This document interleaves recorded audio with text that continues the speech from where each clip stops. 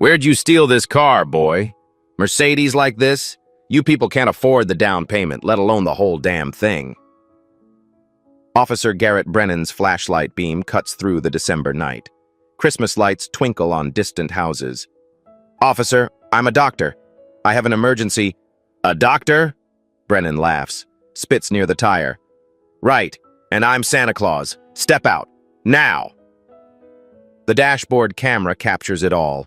Red and blue lights flash against frosted asphalt. It's 11:47 p.m. on Interstate 85. Inside the Mercedes, Dr. Julian Hayes sits in navy scrubs. His phone buzzes again. Hospital emergency, lights up the screen. His hands shake on the wheel. Brennan taps his flashlight against the window. Metal on glass.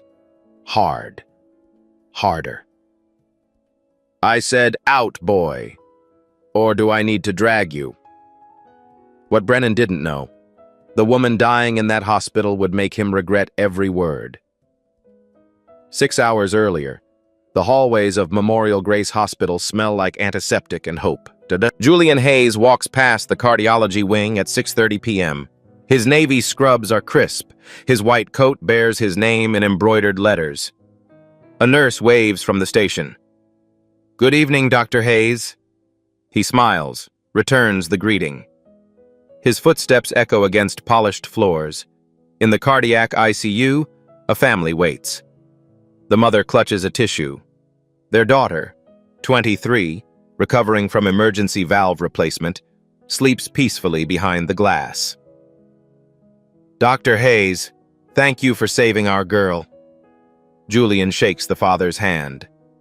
She's strong. She'll make a full recovery. This is the part of medicine that textbooks don't teach. The gratitude, the tears, the relieved embraces. He's been doing this for 18 years. Harvard Medical School class of 2007. Chief of cardiovascular surgery since 2019. Over 2,000 successful surgeries.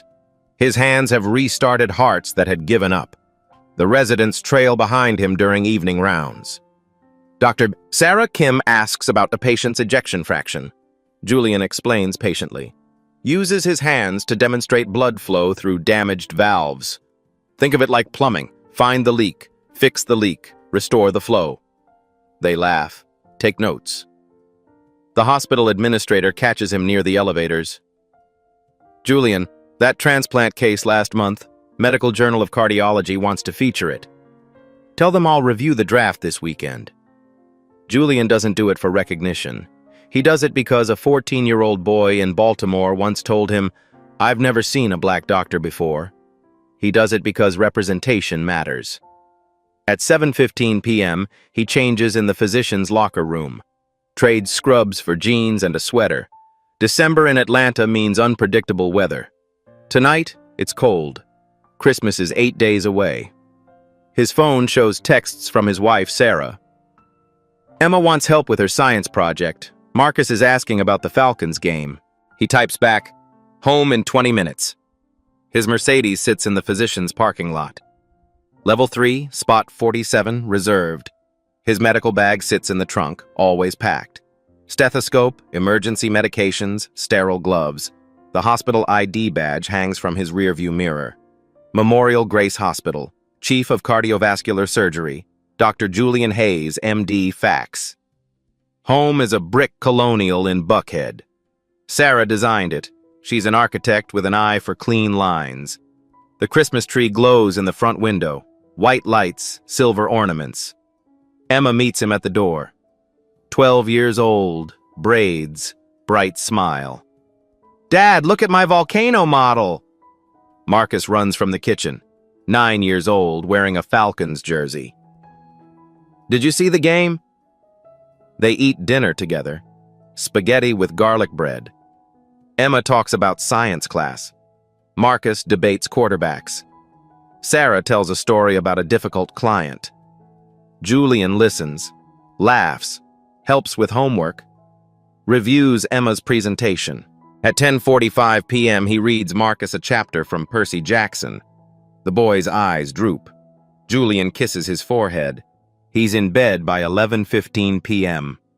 Sarah curls against him. "You're on call tonight?" "Yeah, but it's been quiet." His phone sits on the nightstand. Ringer on. Volume high. At 11:32 p.m., it rings. He answers immediately. "Dr. Hayes!" Dr. Patricia Carter's voice cuts through. Urgent. "Julian, we have a critical situation. Female, 54, massive cardiac event. Acute coronary dissection. She's coding. We need you now." Julian sits up, fully awake. "Vitals? BP dropping. 80/40. She won't survive transport. You're the only cardiac surgeon available." He's already out of bed, grabbing clothes. "I'm 23 miles out, 18 minutes. Julian, hurry, we're losing her." He kisses Sarah quickly. "Be safe. Always." He starts the engine. 11:35 p.m. The roads are empty. He can make it. Interstate 85 North stretches ahead. The Mercedes accelerates. 65, 70, 75. His phone rings again. Dr. Carter. "Julian, she's crashing. We're manually resuscitating. Where are you?" 15 minutes out. She doesn't have 15 minutes. He presses the accelerator. 81 miles per hour. Christmas lights blink from distant houses. His mind runs through the procedure. Coronary dissection. A tear in the artery wall. Life-threatening. Requires immediate surgical repair. Every minute counts. The GPS shows 12 more miles to the hospital exit. Then, in his rear-view mirror, red and blue lights appear. Julian's heart sinks. The flashing lights grow brighter in his mirror. He checks the speedometer. 81 in a 65 zone. 16 over. He calculates quickly. If he pulls over, explains the emergency, shows his credentials, maybe 2 minutes lost, 3 at most. He signals right, pulls onto the shoulder. Gravel crunches under his tires. The patrol car stops behind him. Its spotlight hits his rear window. Blindingly bright. Julian turns on the interior light immediately, place both hands on the steering wheel at 10 and 2. His father taught him this when he was 16. "Son, when you get pulled over, and you will, hands visible, no sudden moves." He was right. Julian's been stopped 11 times in 18 years. His white colleagues? Maybe twice. Ever. The driver's side door of the patrol car opens. Heavy boots on asphalt. 2 officers approach, one on each side of his vehicle. Julian lowers his window before they reach him. Cold December air rushes in. The officer's flashlight beam hits his face. Julian squints but doesn't move his hands. "Well, well, well." The officer's voice drips with contempt. "Another one of you people thinking the speed limit doesn't apply. Where'd you steal this car, boy? Mercedes like this? You people can't afford the down payment, let alone the whole damn thing."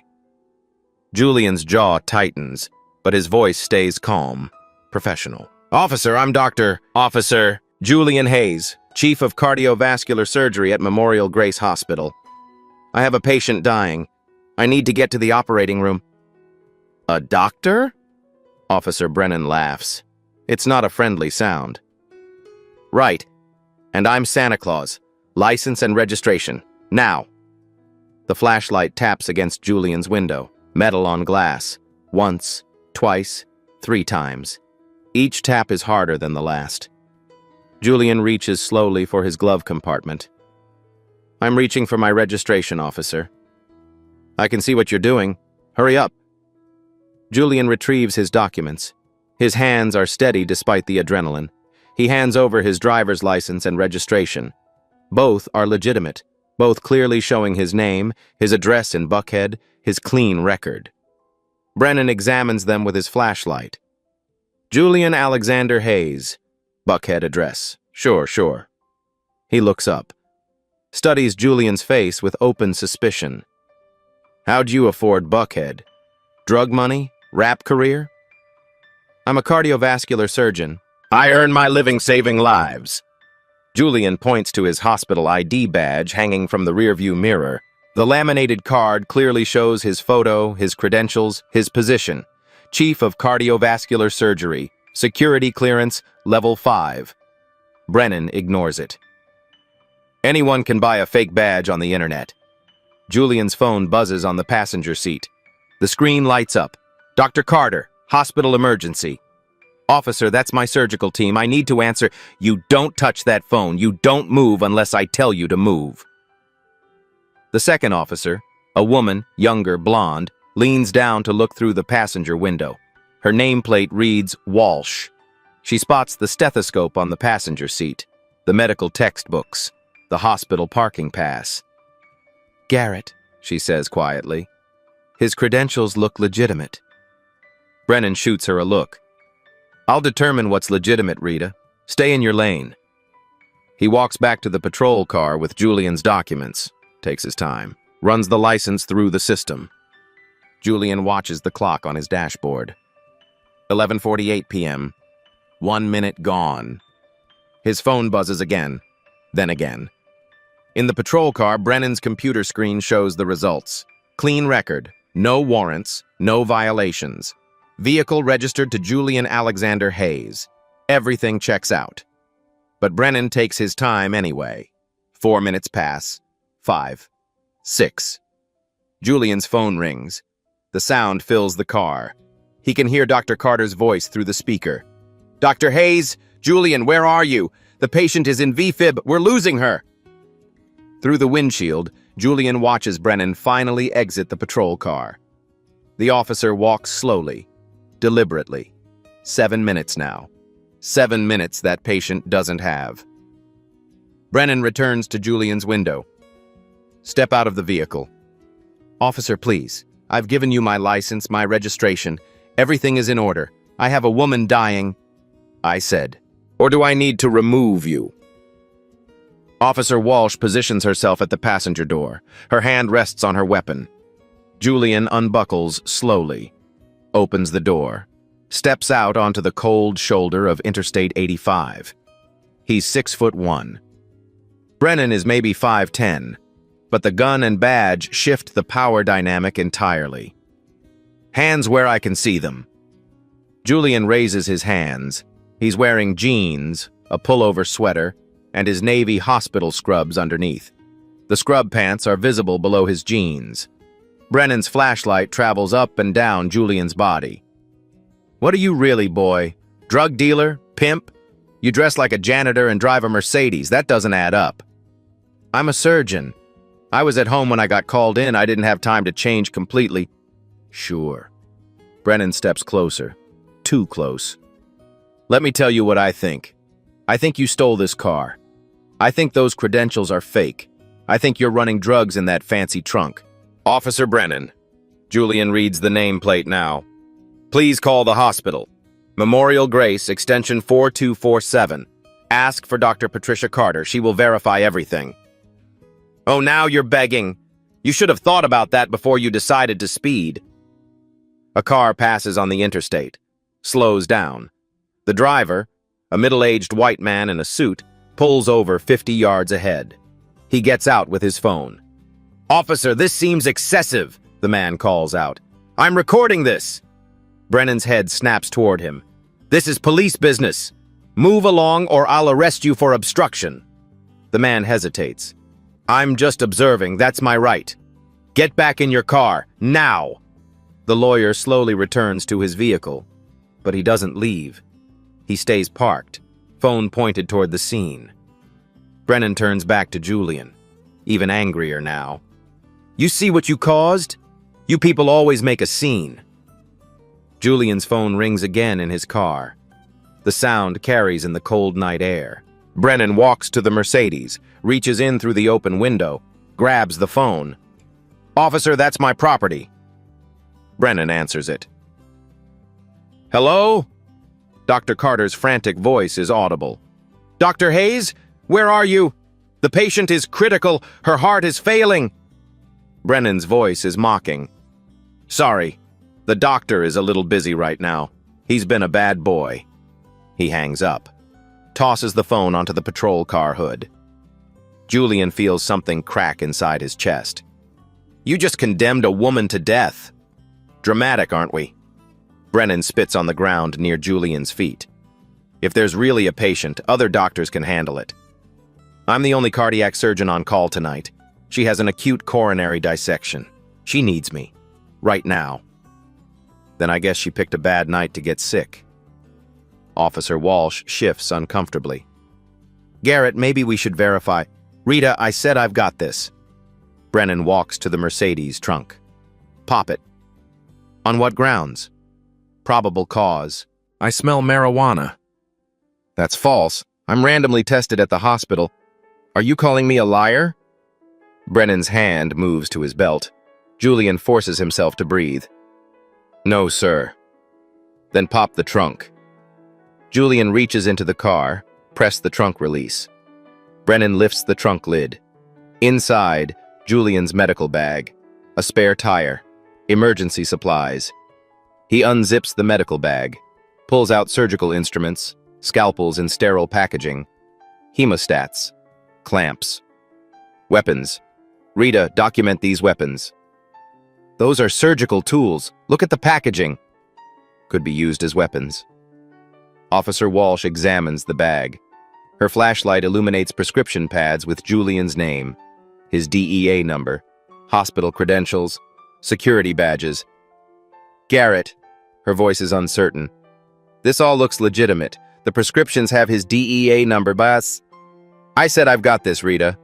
Brennan opens the glove compartment, finds patient notes, surgery schedules, confidential medical records. Julian moves forward. Those are protected by HIPAA. Oh, now you're a lawyer too? Brennan pulls the papers out, lets them scatter across the highway shoulder. Wind catches them. The dashboard clock reads 11:56 p.m., 11 minutes gone. Officer Brennan, Julian's voice is steady. I have never begged another man for anything in my life, but I am begging you now. Please, let me go to that hospital. Write me every ticket you want. Arrest me afterward. But let me save her life first. Brennan steps close. Julian can smell coffee on his breath. You think you're better than me, don't you? With your fancy car and your fake credentials. I think I'm a doctor. And I think there's a patient dying. Where'd you really go to school? Community college? Brennan's voice is venomous. Probably affirmative action got you in. Julian closes his eyes briefly.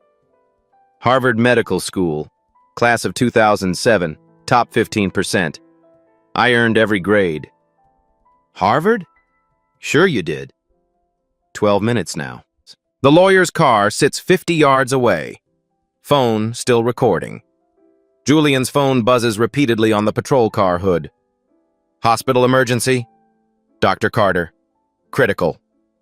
Brennan walks over, looks at the screen, deliberately lets it ring out. Brennan picks up Julian's phone from the patrol car hood, studies it like it's evidence of a crime. The screen shows 15 missed calls, 23 text messages, all from Memorial Grace Hospital. Busy phone for a fake doctor. He scrolls through the messages. Julian can see his jaw working, reading, but his expression doesn't change, doesn't soften. Officer, those messages prove... These prove nothing. Anyone can program contacts into a phone. Brennan pockets the device. You'll get it back when I say so. Julian's hands curl into fists at his sides. He forces them open. Breathe. Stay calm. Don't give him a reason. But his mind screams. 14 minutes now, maybe 15. The patient's survival rate drops with every passing second. Coronary dissections don't wait. Hearts don't negotiate. I need to search your vehicle thoroughly. Brennan gestures to Walsh. Rita, come here. We're doing a complete search. Garrett, we already searched the trunk. I said come here. Walsh walks over reluctantly. Her face shows doubt now. Clear, visible doubt. Brennan opens the rear passenger door, leans in, starts pulling everything out. The medical bag again, a blanket, an ice scraper, a reusable shopping bag with protein bars and water bottles. He opens the protein bars, sniffs them. Could be edibles. They're protein bars from Whole Foods. The receipt is in the bag. Whole Foods. Fancy. Brennan tears one open, takes a bite, chews slowly. Tastes normal, but you never know with you people. Julian watches him desecrate his property, eating his food, touching everything with unwashed hands, making a show of power. The dashboard clock reads 11:59 p.m. 16 minutes gone. Brennan finds Julian's gym bag in the back seat, unzips it, pulls out workout clothes, running shoes, a towel that smells like detergent and fabric softener. You work out? Brennan holds up the shoes. These are expensive, $300 at least. How's a janitor afford these? I'm not a janitor, I'm a surgeon, and I run marathons.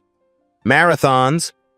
Brennan drops the shoes on the ground, steps on them, grinds his heel. Mud and gravel stick to the white mesh. Oops, Walsh speaks up. Garrett, that's destruction of property. It's called a thorough search, Rita. Maybe if you'd been on the job longer, you'd understand. She falls silent, but her hand trembles slightly near her radio. Brennan moves to the front seat now, opens the center console, finds registration papers, insurance documents, more hospital credentials, a photo of Julian's family, Sarah, Emma, Marcus, all smiling at the beach. He holds up the photo. Nice family. They know you're out here lying to cops? They know I'm trying to save a life. Sure they do. Brennan tosses the photo back. It lands face down on the passenger seat. He opens the sun visor. Nothing falls out. He checks under the seats, feels along the door panels.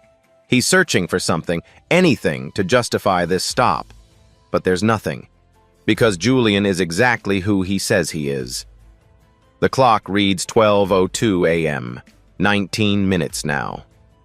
Julian's chest feels tight, not from fear, from helplessness, from watching time slip away while a woman dies because of the color of his skin. Officer Brennan, please. His voice cracks slightly. He hates himself for it. Every minute we stand here, that patient gets closer to death. Her family is waiting. They don't know if she'll survive. I'm the only one who can help her. Then you should have left earlier. Should have driven the speed limit. I was called in emergently. 16 miles over the limit in an empty highway to save a life. The law is the law. Doesn't matter why you broke it. Brennan slams the car door. Unless you think you're above the law? Is that it? You think because you claim to be a doctor, rules don't apply? I think context matters. I think humanity matters. Humanity? Brennan laughs, cold, sharp. You people always play that card, always looking for special treatment. Walsh steps forward. Garrett, I think we should... Shut up, Rita. Brennan doesn't even look at her. One more word and you're written up for insubordination. She steps back, but she pulls out her phone, starts typing something. Julian catches her eye briefly. She looks away quickly. Brennan circles Mercedes like a predator, running his hand along the paint. Nice car. Real nice. Probably costs more than I make in a year. Must be nice being a fake doctor. Drug money buys a lot. I don't sell drugs. I don't use drugs. I save lives. Julian's voice rises despite himself. I perform open-heart surgery. I've done over 2,000 procedures. I've restarted hearts that stopped beating. I've given fathers back to daughters, mothers back to sons. Big talk for someone on the side of the road. Big talk? A woman is dying. Her name is... Julian stops. He doesn't know her name yet. He never made it to the hospital to get the full chart. Her name doesn't matter. What matters is she's a human being. She has a family. She deserves to live. Everyone deserves to live. Doesn't mean you get to break the law. 21 minutes now. 22. Julian thinks about Margaret Shaw's heart, the dissection spreading. the artery wall tearing further with each heartbeat, the blood pressure dropping, the oxygen failing to reach her brain, her organs, her extremities. He thinks about Dr. Carter and the ER team manually compressing her chest, shocking her heart when it stops, injecting medications that buy minutes, not hours. He thinks about the family in the waiting room, probably holding hands, probably praying. Officer Brennan. Julian's voice is quiet now, defeated. What do you want from me? What can I do to make you believe me? Want to know what I want? Brennan steps close again, invades Julian's space. I want you to admit you're lying. I want you to tell me where you really got this car. I want you to show me some respect. I've shown you nothing but respect. No, you've shown me attitude. You've shown me entitlement. Brennan pokes Julian's chest with one finger. Hard. You think you're better than me. Julian doesn't move, doesn't react. I don't think I'm better than anyone. I think I'm late. I think a patient needs me. Brennan pokes him again. Harder. Say you're sorry. For what? For speeding, for wasting my time, for lying to me. I'm sorry for speeding, but I'm not lying. Say you're lying. Julian's jaw sets. I won't lie to make you feel powerful. The poke becomes a shove, two-handed, against Julian's shoulders. Julian stumbles backward, catches himself. His medical training kicks in. Don't fall. Don't give him a reason to escalate. Don't let this become violent. Garrett! Walsh's voice is sharp now. That's assault. He was advancing on me. You saw it, right, Rita? He was being aggressive. Walsh's face goes pale. She looks at Julian, looks at Brennan. I saw... You saw him advance, right? She doesn't answer. The lawyer 50 yards away is still recording. His phone camera captures everything. The shove. Walsh's hesitation. Julian standing there with his hands raised, clearly not threatening anyone. Brennan notices the lawyer. His face reddens. I told you to leave! He storms toward the lawyer's car. The man sees him coming, starts his engine, peels out. Tires screech. He's gone in seconds. But the footage isn't. That video is already uploaded, already saved, already evidence. Brennan returns even angrier. You see what you caused? Now I've got some concerned citizens thinking he knows my job. I didn't cause anything. I'm just trying to get to work. Work? Work? Brennan's voice rises. Spittle flies. You don't work. You steal and lie and make excuses. Julian closes his eyes, opens them. What will it take for you to let me go? I already told you, get on your knees. The words hang in the December air, heavy, ugly. Excuse me?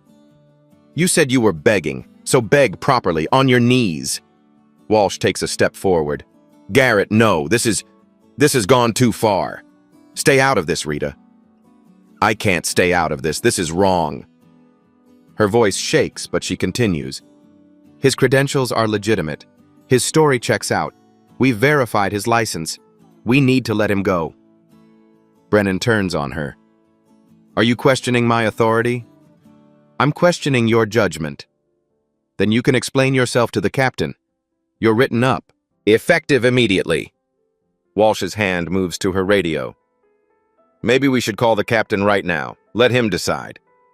Put your hand down. No. She raises the radio. This stop is being documented. Everything you've done here... Brennan lunges for her radio. She pulls back. They struggle briefly. The radio falls, hits the asphalt, cracks. Julian watches. Horror and hope mixing in his chest. This is falling apart. This is becoming something worse. But it's also becoming documented, witnessed, undeniable.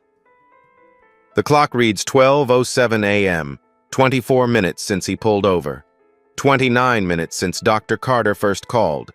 His phone, Still in Brennan's pocket, buzzes. Again and again, relentless. Then, through the darkness, new headlights approach. A different vehicle, slowing down. Not a civilian car. Another police vehicle. Different departments, different jurisdiction. The vehicle pulls up behind Brennan's patrol car. The door opens. A man steps out. Older, salt and pepper hair, captain's bars on his collar. His voice cuts through the chaos. "Officer Brennan, what the hell is going on here?" The new arrival's uniform is different. Atlanta Police Department, not the State Highway Patrol. The bars on his collar catch the flashing lights. Captain. He's older than Brennan, maybe late 50s. His face carries the weight of decades in law enforcement. Lines around his eyes, gray in his closely cropped hair, but his posture is ramrod straight. His voice carries authority that doesn't need volume. "Officer Brennan, I asked you a question." Brennan straightens immediately. The aggressive posture melts into something resembling professionalism. "Sir, routine traffic stop. The subject was speeding, 81 in a 65 zone." "Subject?" The captain's eyes move to Julian. Take in the scrubs visible beneath his jeans. The hospital ID badge is still hanging from the Mercedes rearview mirror. The medical supplies scattered across the shoulder. "Or citizens?" "Sir, he was—" "Answer my question. Subject or citizen?" Brennan swallows. "Citizen, sir." The captain walks toward Julian. His boots crunch on gravel. When he reaches the scattered medical documents, he stops, bends down, picks up a surgery schedule. His flashlight illuminates the header. Memorial Grace Hospital, Department of Cardiovascular Surgery. Chief, Dr. Julian Alexander Hayes, MD, fax. The captain's face changes. Something flickers in his eyes. Recognition, maybe, or concern. He picks up the hospital ID badge that fell during the search, studies the photo, looks at Julian. Back to the photo. "Are you Dr. Julian Hayes?" Julian's voice is hoarse, exhausted. "Yes, sir." "The Dr. Julian Hayes, Chief of Cardiovascular Surgery at Memorial Grace?" "Yes, sir. I'm trying to get to an emergency surgery." The captain's face goes pale. Actually pale. The color drains like someone opened a valve. "What emergency?" "Female patient, 54 years old, acute coronary dissection. Called in 29 minutes ago." Julian's voice cracks. "She's dying. I'm the only cardiac surgeon available." The captain's hand trembles slightly. "What patient? What's her name?" "I don't know yet. I was called in emergently. I never made it to the hospital to—" The captain pulls out his phone. His fingers shake as he dials. He turns slightly away, but Julian can hear everything. "Memorial Grace Emergency Room, now!" Pause. Long. Terrible. "Dr. Carter? This is Captain Leonard Shaw, Atlanta PD." His voice breaks on his own name. "The cardiac emergency, what's the patient's name?" Another pause. Longer. The captain's knees buckle slightly. He catches himself against Julian's Mercedes. "Margaret Shaw?" He says it like a question. Like maybe he heard wrong. Like maybe the universe isn't this cruel. Dr. Carter's voice carries through the phone. Tinny but clear in the cold night air. "Captain Shaw, is that you? Your wife, we've been trying to reach you. She's in critical condition. We need Dr. Hayes immediately. She's coding." The phone slips from Captain Shaw's hand, hits the ground, doesn't break. He stares at Julian. Through Julian. His mouth opens but no sound comes out. "That patient," his voice is barely a whisper, "is my wife, Margaret." Time stops. Complete. Total. Silence. Even the highway sounds fade. No cars. No wind. Just Shaw's breathing. Rapid, shallow, panicked. "Sir, I'll go now." Julian moves toward his car. Shaw's hand shoots out, grabs Julian's arm. "You stopped him?" He turns to Brennan. The grip on Julian's arm is desperate. "You stopped the one surgeon who can save her?" Brennan's face drains of color. "Sir, I didn't know. He was speeding. I thought—" "You thought?" Shaw's voice explodes. Raw. Anguished. "You thought what? That a black man in scrubs with hospital credentials couldn't be a doctor?" He releases Julian, storms toward Brennan, gets in his face. "My wife is dying. She's been dying for 30 minutes while you played power games." "Captain Shaw, sir, I was following protocol." "Protocol?" Shaw's voice breaks. "Protocol? You racially profiled a decorated surgeon. You denied emergency medical passage. You—" He looks back at the scattered medical supplies, the destroyed documents. "You physically detained him." Officer Walsh steps forward. Her voice shakes, but she speaks clearly. "Captain Shaw, for the record, I advised Officer Brennan multiple times that Dr. Hayes' credentials appeared legitimate. I suggested we verify his story. He refused. He ordered me to stand down."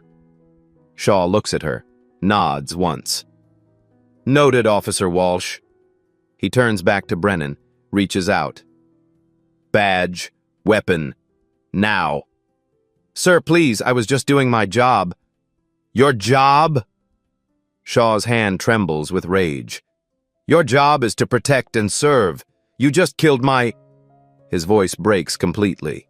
"You may have just killed my wife."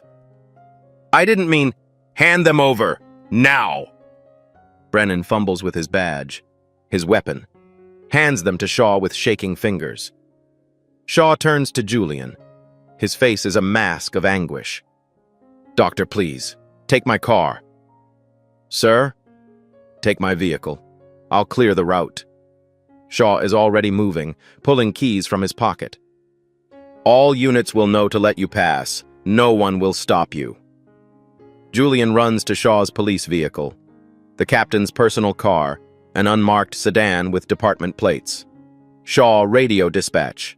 His voice is barely controlled. All units, emergency medical escort, black Mercedes, Georgia plates, David Charlie 7842. The driver is Dr. Julian Hayes, Memorial Grace Hospital. Clear all traffic. This is code 3. Anyone who stops him answers to me personally. Julian starts the engine. Shaw leans in the window. "Dr. Hayes." His voice cracks. "Please, save her. I know what I cost you, what he cost you, but please." "I'll do everything I can, Captain. She's all I have." Julian sees it in Shaw's eyes, the fear, the guilt, the desperate hope. "I'll save her, sir." The tires screech as Julian accelerates. The police radio crackles to life, multiple units responding. 10-4, Captain. The route is clear." In the rearview mirror, Julian sees Shaw turn on Brennan, sees the captain's finger jabbing. His mouth moved, angry, devastating. Then the scene disappears as Julian speeds toward Memorial Grace Hospital. The dashboard clock reads 12:14 a.m., 32 minutes since Dr. Carter first called, 32 minutes that Margaret Shaw didn't have to spare. The emergency room entrance blazes with light. Julian abandons Captain Shaw's vehicle in the ambulance bay, leaves the keys in the ignition, engine running. Dr. Patricia Carter meets him at the automatic doors. She's already in surgical scrubs, mask hanging around her neck. Her face shows the strain of the last 32 minutes. "Julian, thank God, she's in the OR. We've been manually resuscitating. She coded 3 times. They run together through the corridors. Their footsteps echo off linoleum floors, past waiting rooms, past the cafeteria, past everything that doesn't matter. Vitals? Blood pressure 70/30, heart rate irregular. We've got her on maximum pressors, but she's failing, Julian. Fast. They reach the surgical wing. Julian pushes through the scrub room doors, turns on the water. Hot, sterile. His hands move automatically. Soap, scrub, rinse. 20 years of muscle memory. Dr. Carter talks while he scrubs. Acute coronary dissection. Ascending aorta. The tears are extensive. It's spreading. Team ready? Everyone's in place. Anesthesia standing by. We're just waiting for you. Julian dries his hands, backs through the OR doors. A nurse helps him into his surgical gown. Gloves, mask, cap. The operating room is controlled chaos. Monitors beeping, machines humming. 6 people moving with precision. On the table lies Margaret Shaw, intubated, lines running from both arms. Her chest was already prepped and draped. Julian steps to the table, looks at the monitors. His trained eye reads everything instantly. She's dying, right now, in front of him. Scalpel. The nurse places it in his hand. Cool, familiar, an extension of his will. Starting now, monitor her closely. He makes the first incision. Clean, confident, no hesitation. The surgery takes 2 hours and 47 minutes. Every second is a battle. Margaret Shaw's heart stops twice more. Julian shocks it back, commands the room like a general, calm, precise, unwavering. Clamp here, suction, I need better visualization. BP dropping. Increase the pressors, give me 2 more units. Heart rate's erratic. I see it, almost there, hold steady. His hands work inside her chest cavity, repairing the tear in her aorta, suturing tissue that's tearing itself apart. Fighting against time and biology and the 32 minutes she spent dying while he was detained on a highway. At 2:47 a.m., he steps back. Close her up, she's stable, the anesthesiologist confirms. Vitals are holding, BP 90/60, heart rhythm regularly. Julian strips off his gloves, his gown, walks out of the OR into the scrub room, sits down on the bench. His hands shake now. Only now, when it's over, when the adrenaline finally releases its grip. Dr. Carter joins him, sits beside him. You did it, Julian. Barely. But you did. He thinks about those 32 minutes. 32 minutes that could have killed Margaret Shaw.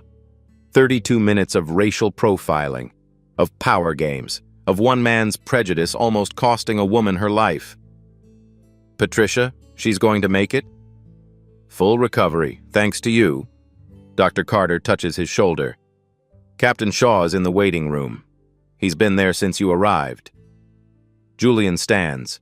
His scrubs are stained with blood. Margaret Shaw's blood. He didn't have time to think about that during surgery. He thinks about it now. He walks to the waiting room. His footsteps are heavy, exhausted. Captain Shaw sits in a plastic chair, his face in his hands, his uniform wrinkled. He looks like he's aged 10 years in 3 hours. When he sees Julian, he stands immediately. His eyes are red, wet. Doctor? Julian stops a few feet away. Your wife is alive. The surgery was successful. She'll recover fully. Shaw's knees buckle.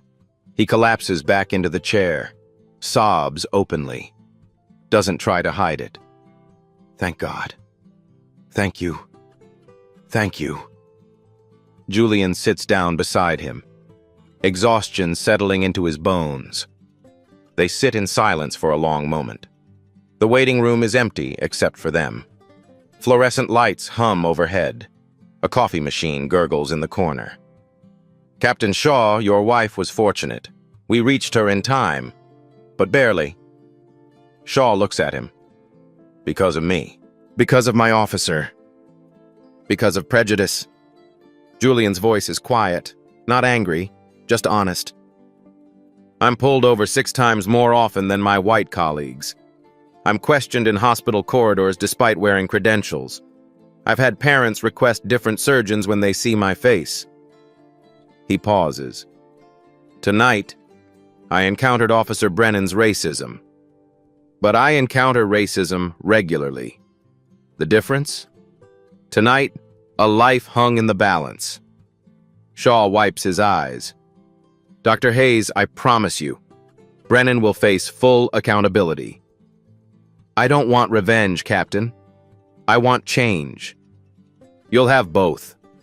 Shaw's jaw sets. I swear it. The waiting room doors open. 2 detectives enter.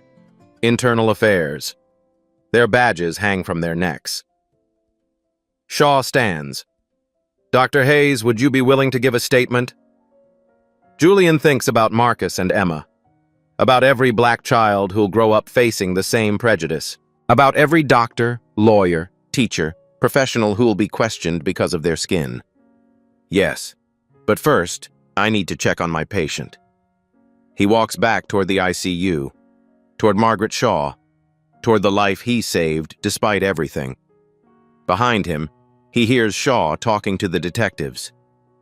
Officer Garrett Brennan is under investigation for racial profiling, assault, abuse of authority, and reckless endangerment. The words follow Julian down the corridor. Justice begins. Finally. Morning light breaks over Atlanta. The story breaks with it. By 7 a.m., every local news station leads with the same headline: "Surgeon detained while racing to save police captain's wife." The lawyer who filmed the traffic stop uploaded his footage overnight. It goes viral within hours. The video shows everything: Brennan's aggressive stance, his mocking tone, the shove, Julian standing with his hands raised, dignified, non-threatening. The comments section explodes. Thousands, then tens of thousands. This is why we need reform.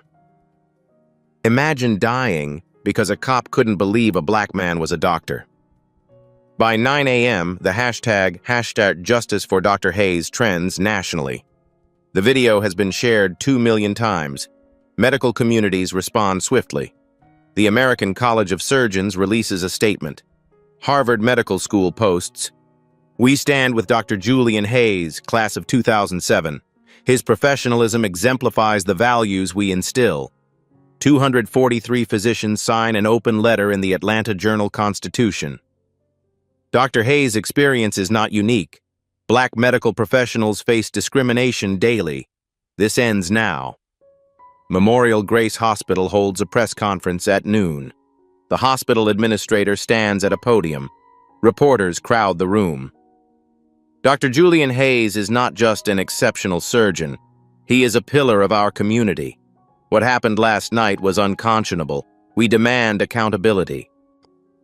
Behind the administrator, the entire cardiology department stands in solidarity. Doctors in white coats, nurses in scrubs, united. At Atlanta Police Headquarters, Captain Shaw sits with Internal Affairs detectives. The interview room is small, gray walls, recording equipment running. "Captain Shaw, walk us through what you witnessed." Shaw's voice is steady. "I saw Officer Brennan refuse to verify Dr. Hayes' credentials. I heard him mock the emergency. I saw him physically shove Dr. Hayes while my wife was dying." "Officer Walsh corroborated this?" "Yes. Walsh attempted to intervene multiple times. Brennan ordered her to stand down." "Are you aware of Officer Brennan's complaint history?" Shaw's jaw tightens. 17 civilian complaints, 12 from people of color, all dismissed or downgraded. Why weren't they investigated properly? That's what I intend to find out. My wife almost died because complaints were ignored. That ends today. Officer Rita Walsh sits in an adjacent interview room. Her statement is thorough, damning. Officer Brennan has a pattern. He targets black drivers disproportionately, makes assumptions, escalates unnecessarily. "Why didn't you report this previously?" Walsh looks down. "I was afraid of retaliation." She looks up. "But last night a woman almost died. I can't be silent anymore." She provides specifics, dates, incidents, names of other officers who witnessed Brennan's behavior. By afternoon, the State Highway Patrol Commissioner calls an emergency press conference. His face is grave. "We have reviewed Officer Garrett Brennan's record. We have examined the video evidence." He pauses. "Officer Brennan is terminated, effective immediately." Reporters shout questions. "Will there be criminal charges?" "The district attorney's office is reviewing the case." The commissioner continues. "Additionally, All state highway patrol officers will undergo mandatory implicit bias training. Body cameras will be required on all stops. A civilian oversight board will review complaints. The district attorney appears on courthouse steps at 4 p.m. After reviewing the evidence, my office is filing charges against former officer Garrett Brennan. Charges include violation of civil rights under federal law, assault and battery, misconduct in office, and reckless endangerment. If convicted, what's the maximum sentence? Up to 10 years in federal prison. Mr. Brennan will never serve in law enforcement again. Garrett Brennan is arrested that evening. The same hands that pushed Dr. Hayes are now handcuffed. Booking photo, fingerprints, orange jumpsuit. The irony is not lost on anyone. Dr. Julian Hayes files a federal civil rights lawsuit 3 days later. ACLU lawyers flank him at the press conference.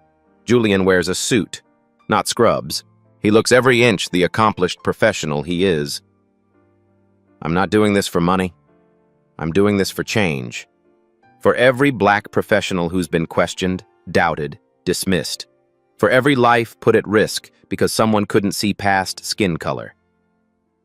The lawsuit demands policy reforms, training programs, accountability measures. Officer Brennan didn't act in a vacuum. He acted in a system that enabled him, protected him. Julian looks directly at cameras. We're suing that system. 3 months later, the trial begins. The federal courthouse in Atlanta is packed. News trucks crowd the parking lot. This case has become a flashpoint. Inside, the prosecution builds their case methodically. Dashboard camera footage plays on screens. The jury watches Brennan's contempt, his aggression, his racism. The lawyer's cell phone video plays next. The shove was captured perfectly. Julian's restraint is obvious. Dr. Hayes takes the stand, sworn in, seated. Dr. Hayes, describe what you felt during that traffic stop. Julian's voice is steady. Powerless. Despite my education, my credentials, my position, I was reduced to a stereotype. What were you thinking about? My patient, Margaret Shaw. I was calculating her survival rate, watching it drop with every passing minute. The courtroom is silent. I thought about my children, about how I'd explain that prejudice killed a woman. Defense attorney cross-examines, tries to paint Brennan as following protocol, but the evidence is overwhelming. Captain Shaw testifies. His voice breaks. Officer Brennan's prejudice almost made my children motherless. It shames our profession. Officer Walsh testifies. Provides detailed accounts of Brennan's pattern behavior. Names other victims. The jury deliberates for 4 hours. They return with a verdict. On the charge of civil rights violations, how do you find? Guilty. On the charge of assault and battery? Guilty. On the charge of misconduct in office?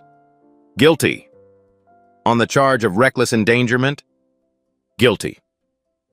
The courtroom erupts in applause. The judge allows it briefly. Sentencing comes 2 weeks later. The judge is a black woman, 60 years old. She addresses Brennan directly. Mr. Brennan, your actions endangered a life. You violated civil rights. You betrayed the public trust. You wielded your badge as a weapon against a man whose only crime was being black and successful. Brennan stands, emotionless. No remorse visible. I sentence you to 18 months in federal prison, followed by 3 years supervised probation. You are permanently barred from law enforcement. You will pay a fine of $75,000 to the Southern Poverty Law Center. She continues. Additionally, I am ordering the State Highway Patrol to implement comprehensive reforms, mandatory bias training, body camera requirements, civilian oversight. The gavel falls. Justice served. Julian sits in the gallery, Sarah beside him. Emma and Marcus stayed home, too young for this. But they'll learn about it someday. Outside the courthouse, Julian speaks to reporters one final time. This verdict doesn't erase what happened. but it sends a message. Prejudice in uniform will not be tolerated. Lives matter more than egos. He walks away with his wife. Camera flashes follow them. But Julian doesn't look back. He's already thinking about tomorrow's surgery. Another life to save. Another chance to prove that excellence transcends prejudice. 6 months later. Memorial Grace Hospital's auditorium is packed. Medical students fill every seat. Residents stand along the walls. This is Grand Rounds, the weekly presentation where senior physicians share complex cases. Today, Dr. Julian Hayes stands at the podium. The screen behind him displays a surgical diagram. Emergency cardiac surgery, the Margaret Shaw case. He walks through the procedure methodically. The coronary dissection, the repair technique, the post-operative care. His voice is calm, professional. The voice of a teacher who's done this 1,000 times. A student raises her hand, young, eager. Dr. Hayes, the chart shows a 32-minute delay before you arrived. How did that impact the surgery? Julian pauses. The auditorium goes quiet. External factors delayed my arrival. The patient's survival rate dropped significantly, but we adapted. We overcame it. That's what surgeons do. He doesn't elaborate. Doesn't need to. Everyone in this room knows the story. After the presentation, Julian returns to his office. The afternoon sun streams through the window. His desk holds the usual clutter: patient files, medical journals, a framed photo of his family. There's a knock on the door. Come in. Margaret Shaw enters. She's 64 now, not 54. Time moved forward, but she's healthy, vibrant, alive. Dr. Hayes, I hope I'm not interrupting. Julian stands, smiles. Mrs. Shaw, never an interruption. How are you feeling? Wonderful, thanks to you. She holds out a basket. Homemade cookies. The scent of chocolate chips fills the office. My grandchildren helped make these. Grandchildren? 3 now. The youngest was born last month. Her eyes shine. I got to hold her, Julian, because you saved my life. They sit together, talk about recovery, about family, about second chances. Margaret's voice drops, becomes serious. I've been speaking at community forums about what happened that night, about implicit bias, about the cost of prejudice. That's brave of you. It's necessary. My husband, Len, he's changed the entire department. New policies, new training, real accountability. She pauses. But it shouldn't have taken my near death to make it happen. No, it shouldn't have. I want you to know, I'm grateful, not just for the surgery, for your grace, your dignity. You could have been angry, bitter. Julian considers this. I was angry. I am angry. But anger without action is just noise, so I channel it into teaching, into advocacy, into making sure the next Dr. Hayes doesn't face what I faced. Margaret nods, understands. She leaves the cookies and a hug. After she's gone, Julian sits at his desk. Think about that December night, the flashing lights, the cold, powerlessness. He thinks about Brennan, in federal prison now, serving his sentence, learning what it means to be powerless.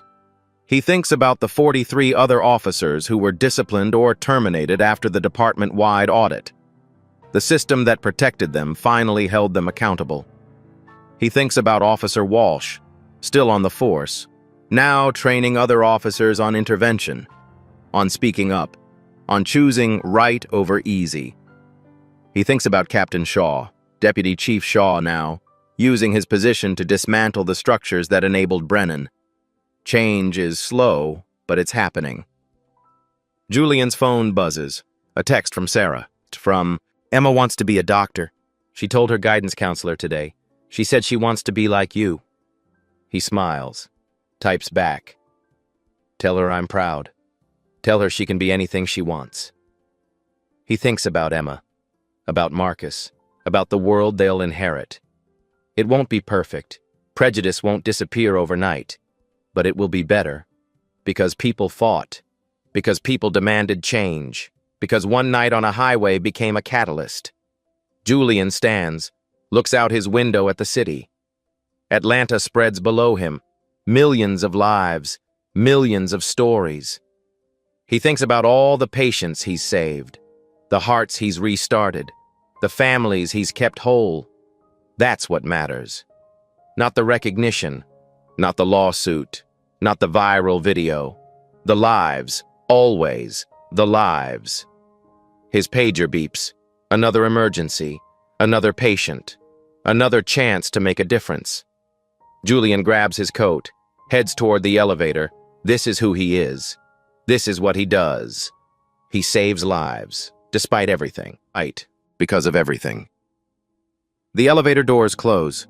He rides down toward the ER, toward another crisis, another opportunity to prove that excellence transcends prejudice, that dignity defeats hatred, that one person can change the world, one heartbeat at a time. If this story moved you, share it. Comment below. Have you or someone you know experienced discrimination? Your voice matters. Your story matters.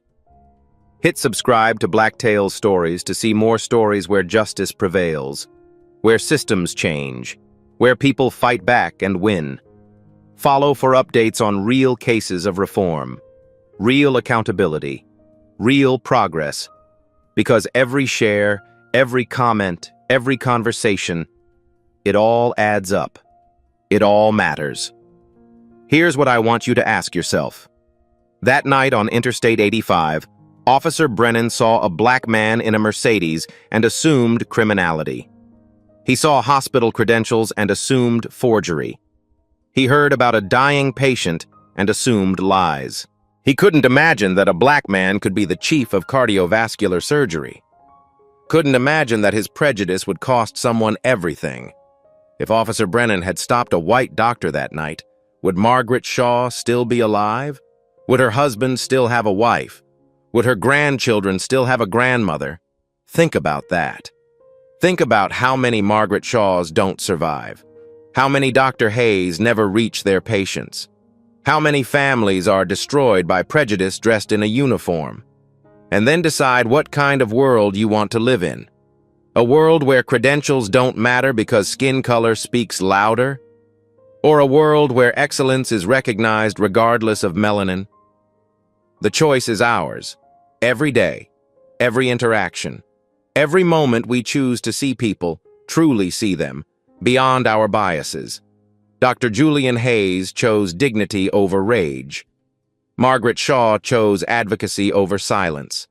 Captain Shaw chose reform over comfort. What will you choose?